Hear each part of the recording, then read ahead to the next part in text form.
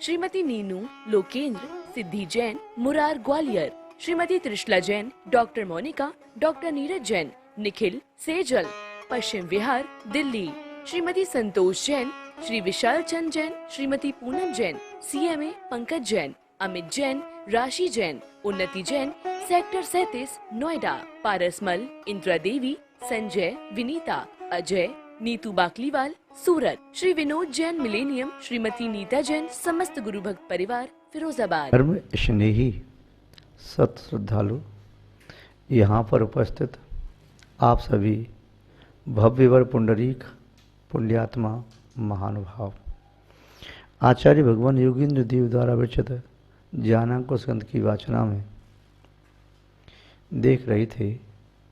वेद विज्ञान के बिना आत्मा से साक्षात्कार नहीं होता और वेद विज्ञान सम्य दर्शन सम्यज्ञान समुचार्थ के बिना अनुभूति परक नहीं होता। शब्दों वाला वेद विज्ञान तो शब्दों के सुनने से पढ़ने से होता है, श्रद्धान भी होता है, किंतु अनुभूति संयम के बिना असंभव है। उदाहरण के माध्यम से समझाया, जैसे गर्भस्थ नाड़ी के गर्भ में शिशु स्थित है, उसका अनुभव वही नाड़ी कर सकती है जिसके गर्भ में शिशु है। जिसके गर्भ में शिशु नहीं है वह अनुभव नहीं कर सकती।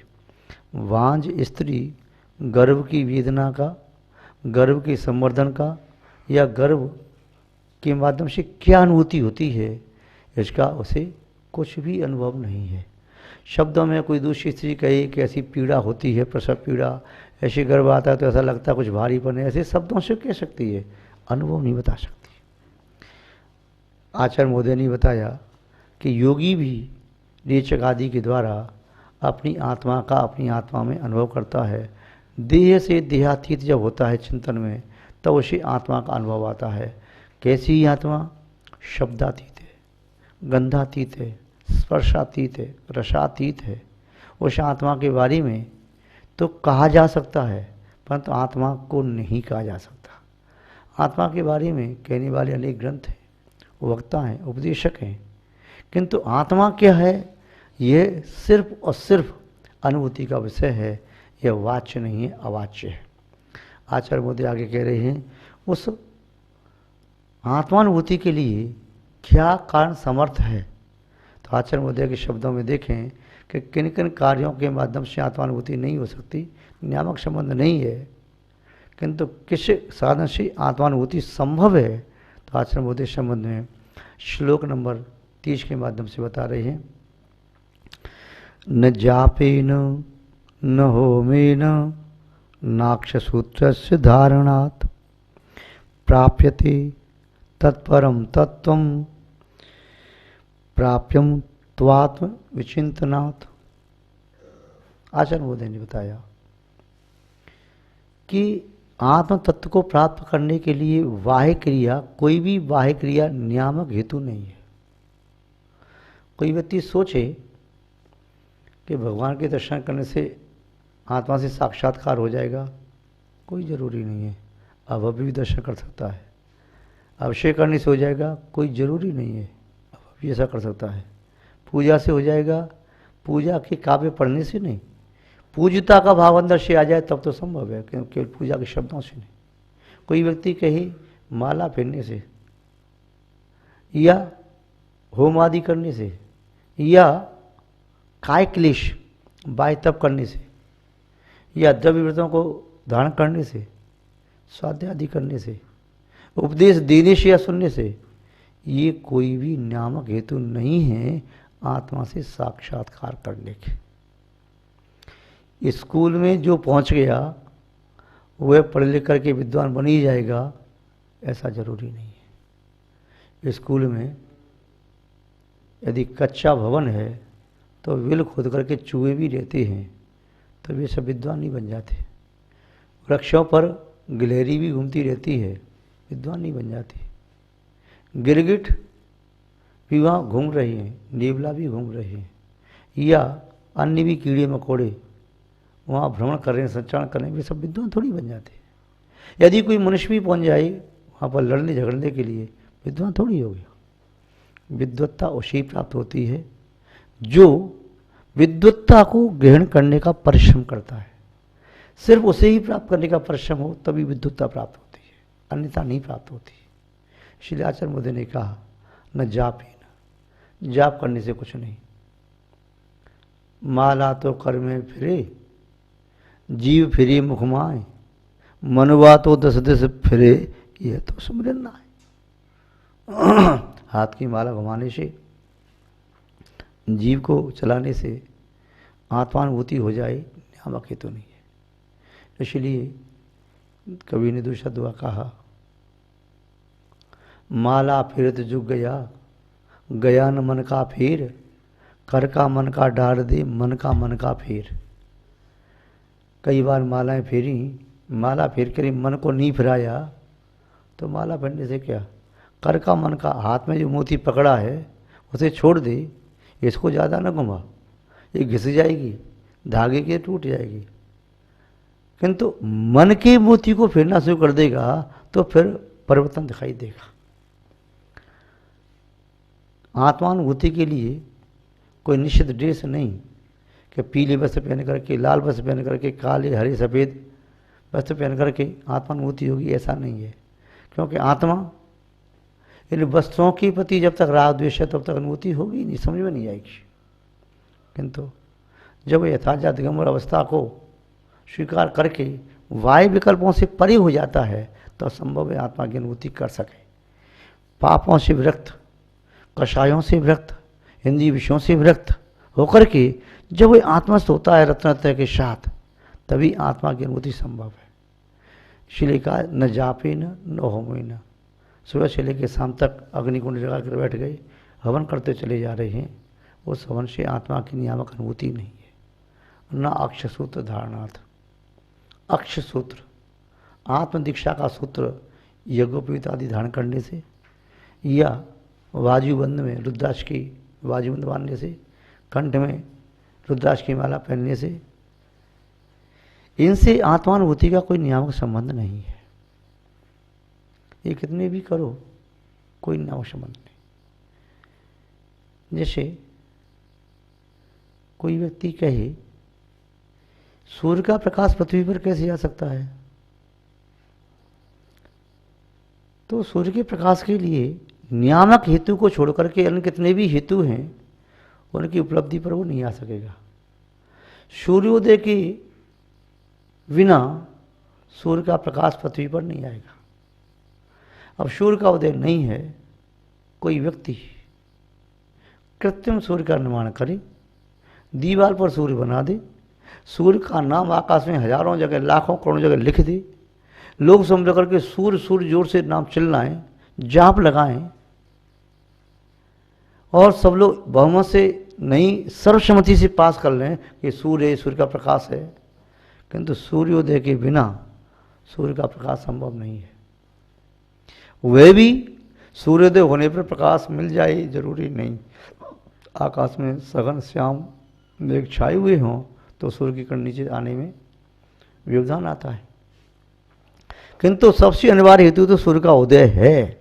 आकाश में बादल नहीं भी हों, उदय नहीं है, तभी प्रकाश नहीं आएगा। तो कुछ नियामक हेतु होते हैं, तो नियामक हेतुओं को जान करके ही उसकी प्राप्ति संभव है। तो आचार्य महोदय ने कहा, हे भद्र आसन,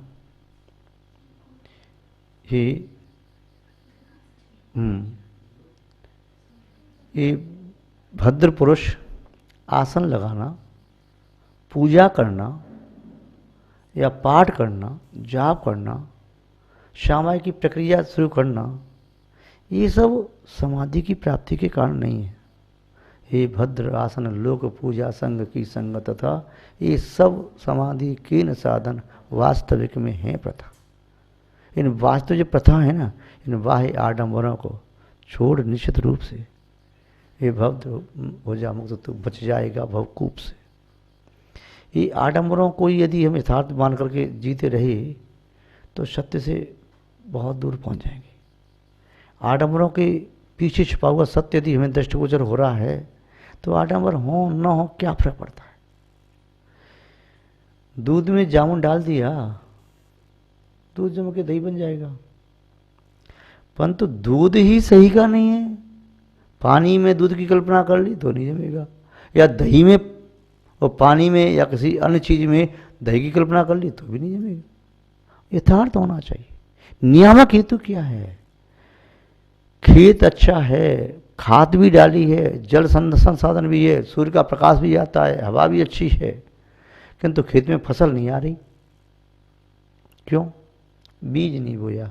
बीज पहला नियामक कारण है। उसके बिना अन्य सभी निमित्त साधन बनते हैं। तो नियामक हेतु होना चाहिए। तो यहाँ पर अगर ये सब नियामक हेतु नहीं है, इन्हें नियामक हेतु नहीं कहा जा सकता। जो व्यक्ति साधन सामग्री को, बाह्य निमित्तों को नियामक हेतु मान के चलता है, वह कभी नियामक उपलब्धि को प्राप्त नहीं कर पाता। यदि जल को जमा दिया तो जल से बनी हुई जो बर्फ है, आइसक्रीम है, वह दूध वाली कुल्फी वाली आइसक्रीम नहीं हो जाएगी। मट्ठा को जमाने से वह कुल्फी में, बर्फ में दूध की आइसक्रीम का स्वाद नहीं आ जाएगा। यदि आटे से रोटी बनी है, गेहूं के आटे से, उसमें स्थापना कर दो बाजरे का आटा है, स्वाद उसका नहीं आएगा। किसी अन्य फल में, बेर में अंगूर की कल्पना करने से बेर अंगूर नहीं हो जाएगा। तो ये सब व्यक्ति अपने मन को भ्रमित करने के लिए मान लेता है, मन को तसल्ली देने के लिए। किंतु जो व्यक्ति मन को तसल्ली दे रहा है बाह्य वस्तुओं से, वह किसी और को नहीं, सिर्फ और सिर्फ अपनी आत्मा को ठग रहा है, उसके साथ ही वंचना कर रहा है। बाह्य क्रियाएं संभव साधक हो जाएं, नियामक नहीं। कोई व्यक्ति नदी के इस किनारे से उस किनारे पहुंचा, बहुत बड़ी नदी है, नाव में बैठ करके पहुंचा। जरूरी नहीं कि इस किनारे से ही बैठे, नाव में बैठ जाए, चाहे इस किनारे से बैठा, चाहे वहाँ से बैठा, वहाँ से बैठा, वहाँ से बैठा, 2 किलोमीटर पहले से बैठा, बाद में बैठा, नाव समीचीन है और खेना जानता है, तो फिर समीचीन रूप से गति होने से वह नाव उस किनारे, उस पथिक को पहुँचा सकती है। और नाव नहीं है तो चाहे इस घाट पर उतर जाओ, चाहे उस घाट पर खड़ी रहो, चाहे आगे खड़ी रहो, हमारे साथी यहाँ से पार हो गए। पार तो तब हुए जब नाव में बैठे, तब पार हुए, किनारे से पार नहीं हुए। तीर्थ उसे कहते हैं जिसे संसार सागर तिरा जाए, और संसार सागर तिरा जाता है साधन से, केवल किनारे से नहीं। वैदिक परंपरा में तीर्थ नदी किनारे बनाए घाट पर, जैसे घाट से पार होते हैं। घाट का आशय केवल नदी का किनारा नहीं है, घाट का आशय है वह स्थान जहाँ से सम्यक दर्शन ज्ञान चार्थ की नाव प्राप्त होती है। चाहे वह रत्नत्रय की नाव आपने किन्हीं तीर्थंकर के माध्यम से प्राप्त की, सामान्य केवली के माध्यम से प्राप्त की, चाहे सुत केवली के माध्यम से प्राप्त की, सामान्य मुनि महाराज के माध्यम से प्राप्त की, कहीं से भी प्राप्त की। सम्यक की प्राप्ति चाहे अपने मनुष्य भव में की, चाहे त्रिंच भव में की, चाहे नारकी की अवस्था में की या देव अवस्था में की, कोई फर्क नहीं पड़ता है। सम्यक तो होना चाहिए। सम्यक दर्शन, सम्यक ज्ञान, सम्यक चारित्र है। पूर्णता तो मनुष्य अवस्था में होगी, एक देश त्रिंच अवस्था में भी संभव है कर्मभूमि की। और देव और नारकी केवल सम्यक दृष्टि सम्यक ज्ञानी हो सकते हैं, चाहत को अंगीकार नहीं कर सकते। तो ये नहीं सोचें कि विदेश क्षेत्र से ही मोक्ष जाया जा सकता है। मोक्ष के लिए क्षेत्र नहीं चाहिए, मोक्ष के लिए अपने स्वात्म प्रदेशों की मुक्ति चाहिए। स्वात्म प्रदेश जब मुक्त हो जाते हैं तो मुक्त हो जाती है आत्मा, सिद्ध अवस्था प्राप्त हो गई। क्षेत्र चाहे भरत क्षेत्र हो, ऐरावत क्षेत्र हो, विदेश क्षेत्र हो, यहाँ तक कि किन्हीं मुनि महाराज को उठा करके कोई देव यदि भोग भूमि में डाल दे तो वहाँ से भी केवली बन सकते हैं। लवण समुद्र में डाल दे, धातु के द्वीप में डाल दे, कालू नदी में डाल दे, मानस तो पर्वत के पहले पहले कहीं भी डाल दे, वीरू पर्वत की नीचे जड़ है वहाँ तक डाल दे, छुपा दे वहाँ पर ले जा करके, तो वहाँ से मोक्ष हो सकता है। सुवीरू पर्वत की उपचूलिका है, पांडव वन आदि, वहाँ पर जाकर डाल दे तो वहाँ से मोक्ष हो सकता है। तो मोक्ष के लिए 2.5 द्वीप में ये न कहो कि यही एक निश्चित स्थान है यहाँ से मोक्ष हो सकता है, नहीं। सिद्धि स्वात्म प्रदेशी, सिद्धि तो आत्मा के प्रदेशों में है। और वह क्या है? स्वात्मा के प्रदेशों का कर्म के बंधनों से मुक्त हो जाना ही सिद्धि है। वही शिव है, वही मोक्ष है, वही मुक्ति है, वही निर्वाण है। यदि ये नहीं हुआ तो फिर मोक्ष नहीं। व्यक्ति को कहे कि मैं तो वैकुंठ धाम पहुंच गया, अब लौट के द्वारा से वहाँ से आया हूँ, तुम भी पहुंच जाओगे। हवन करो, यज्ञ करो, पशुओं को होम दो, मनुष्यों को होम दो, या अन्य प्रकार की सावध क्षमता उसे होम दो। नहीं, ये सब मोक्ष के साधन नहीं है। इसलिए आचार्य महोदय ने ऐसे स्पष्ट शब्दों का प्रयोग किया। स्पष्ट वक्ता कई बार व्यक्ति को अखर जाता है। शायद जो जाप लगाते होंगे उनको अखरता होगा कि हम जाप लगा रहे हैं कि हमारा कल्याण नहीं होगा, हम होम करें तो क्या कल्याण नहीं होगा, या हम अक्षय सूत्र योग धारण किए तो कल्याण नहीं होगा।